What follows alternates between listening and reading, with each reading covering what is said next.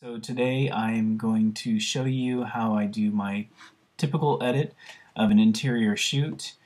This project was a bowling alley in Southern California, Newport Beach, called Tavern and Bowl. And what I always do when I'm on site, especially when I'm traveling for a shoot, is I take bracketed shots using my Promote control. And for this one I took 7 brackets for every shot, just to make absolutely sure that I had everything I needed. All the exposures I needed I could blend later, so that I don't have to go back, because I don't want to fly back down to Southern California for a reshoot, because that just kills your profit. So these are the 7 brackets from the darkest to the lightest, and when I imported the images I had a bunch of presets that I created, and so it has just my basic contrast 20. I take my highlights to -100, shadows to 100. I'll get back to the whites and blacks in a minute, but I take my clarity up 10, vibrance 25, and saturation up 5. And I don't do anything with color until the very end. I don't mess with any of the, when I import the images, I don't change any of the upright corrections or the perspective corrections. And then the other thing in my preset is the sharpening. I sharpen about 90. And then I'll always come back. If you hit Option and click on this, you can mask off your image, so you're only getting the edges of the images, you're only sharpening the edges. And then I bring my luminance up to about 40.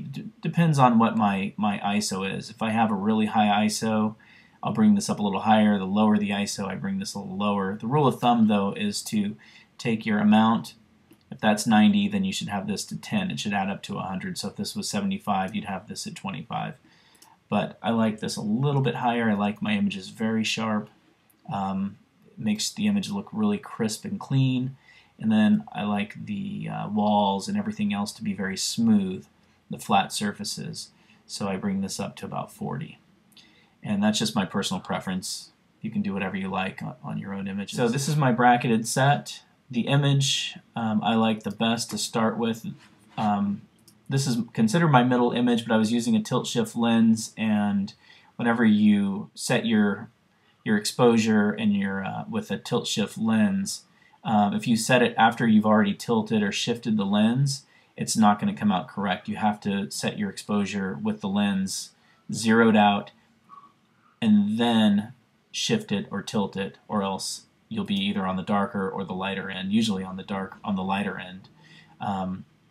So this is the image that I like the best to start with, and as you can see, the TVs are blown out. My white balance is a little off. I don't know why my white balance got off in this image, but luckily we can fix that with Lightroom. So once I bring it in and I have all my presets set, the only thing I have to do when I bring the images in is to go back, just check my white balance. I always check the auto setting first, and let's see, I think the auto setting for this one was pretty good, so that one looks good. This is my final image after everything is all said and done. This is my final image. This is what we're going to get to, but you can see the TVs are nice and clear and clean. Everything looks good. So this is my middle image that I'm starting with. I'm going to replace the TVs. I also want these streaks to be more consistent in the windows, so I'm going to use my longest exposure for the streaks. So what I do with this is, first I set the white balance, and so I'm just going to sync it with the first image. So I just hold Command, click on the second image, I hit Sync, just click on white balance, synchronize, and now my white balance is the same. The only other thing I need to do is bring down my exposure. I think this is 2 stops higher, so I'll go down -2.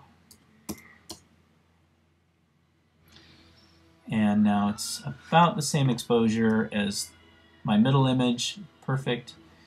So what I'm going to do is just take the streaks out of this image and blend it in.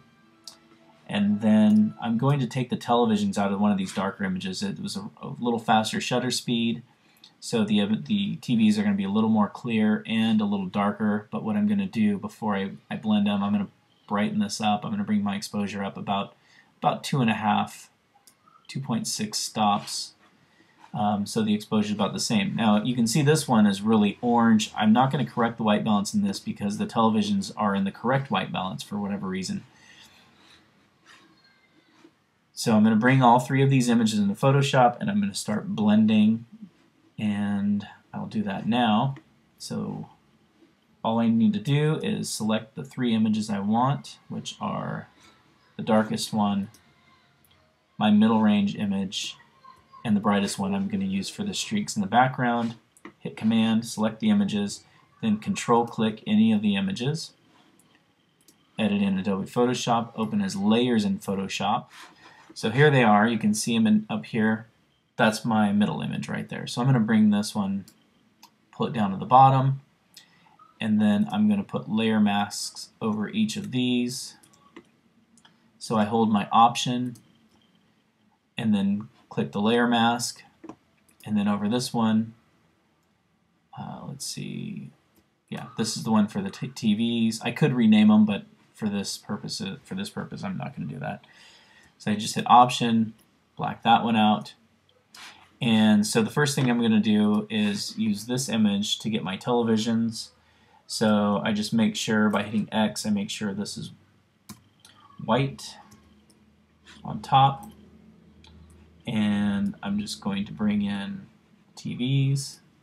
Right now I have these set at 100. It's just because I'm going to go really fast.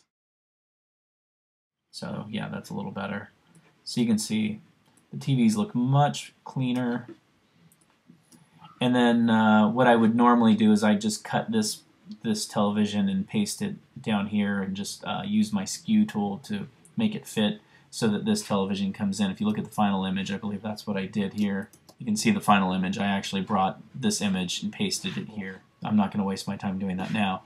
So I brought in the TVs. Now I'm going to bring in the streaks in the background, the lights. So I've got my layer mask on. I'm just bringing in these streaks here so they're more consistent. And there are a couple guys back here that were in there that weren't in the other image. Anyway, the white balance off a little bit so you can see it turned a little orange.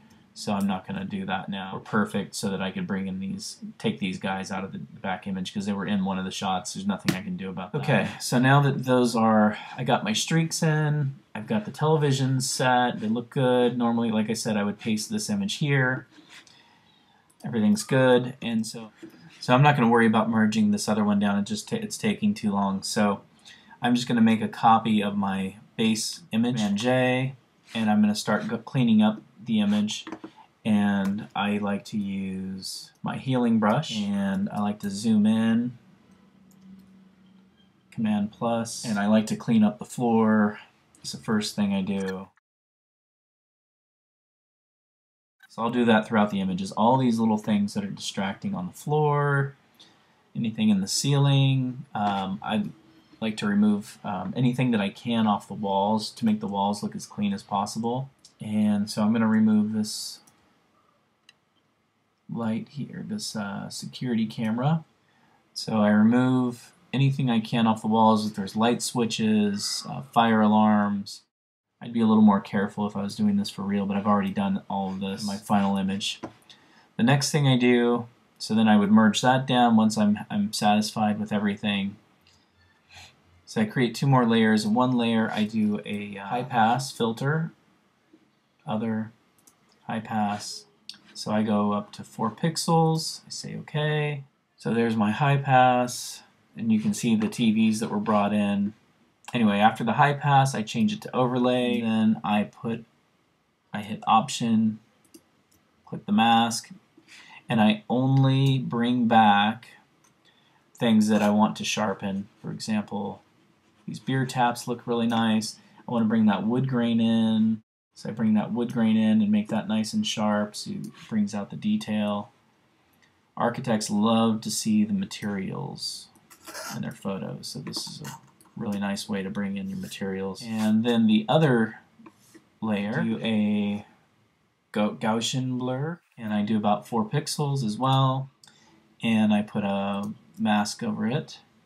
And then the only thing I blur, this image isn't going to have a whole lot of blurring, but normally I would blur walls, any walls, to make them nice and smooth. These look pretty good. Sometimes you can get a little bit of noise, so I use the Gaussian blur to take out some of the noise. And so I would just go through and clean up that. take out any noise, and then I'd go back. I'd make sure the steel is nice and sharp. So some materials are going to be very sharp, and right now I'm using 100 and 100 for my flow and opacity, but that's because I'm just doing this really fast. But you can see I'm bringing in the detail, all the things that show material, and all this steel, make it nice and sharp and crisp. And anything that's supposed to be flat and smooth, I use the Gaussian blur. So I go through the whole image, make sure everything that needs to be sharp is sharp, everything that needs to be smooth is smooth. Then I go back, merge all of the layers back together. So you can see I've sharpened up material and smooth out all the walls, and then I'd re-import it back into Lightroom, and it looks like a nice finished image. Sometimes I'll come in here and I might adjust for this one I took down the exposure just a tiny bit. It was a little too bright when I brought it back. I like a really dramatic look so you can really see how the light affects the space. I want some detail in the ceiling, but I don't want to see everything in the ceiling, just a hint of what's up there. I know the architect, they want to see all the steel, but they don't necessarily want to see all the ceiling, everything that's up there. That's why they paint everything black. So then the light speaks for itself. You can see all the beer taps are nice and sharp. Blurred out these walls. I was a lot more careful than I was in the video. I leave some of these cracks here because that's just the character of the floor. The floor does have character, but I took out all of the little speckles that look just like dirt off the floor, and leave a little tiny bit. You don't want to take everything out because then the image starts to look fake or like a cartoon. You can see I took out the two men that were walking down the stairs, and I got the nice streaks of light in the background. And I would call this image nice and finished. And I think that's it. So that's my process. Then I export it, send it to my client, and here's another final image. The most important thing is I don't want any noise in my images. I want it to be dark where it needs to be dark and light where it needs to be light. If you try to brighten it up, do an HDR, everything kind of muddied with all this light that's not really there. It was just there were some footprints in here, some dusty footprints. There were speakers in here. I removed all the speakers and some fire alarms up here. I couldn't really get to those. Security cameras, I left those. Some things are okay. Exit signs are okay. We all know that they're there. It's not going to hurt the image. Overall, I think the image looks great. You get all the detail up here.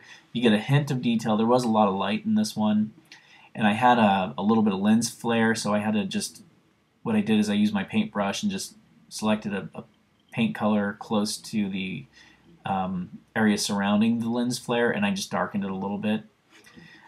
So it's still there, but it's not as visible, and it's not distracting. It's not drawing your eye toward it. You really want the space to speak for itself. Here's an image of looking back at the bowling alley, and in this image I brought in the streaks, replaced all the TVs, or I think I replaced some of the TVs. Some of them came out pretty good, but you just get a hint of detail in the ceiling. And the space is what it is. When you have too many lights, you bring in too many lights, you're not going to get the dramatic effect that you get with just shooting as it is.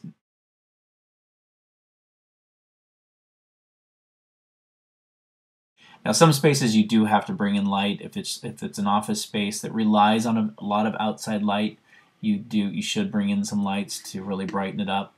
If it's not bright enough, especially if you're shooting during the day. If you're doing a dusk shot, you can always shoot multiple exposures and blend them later, or you can just light the interior. And then here's another look at the bowling alley.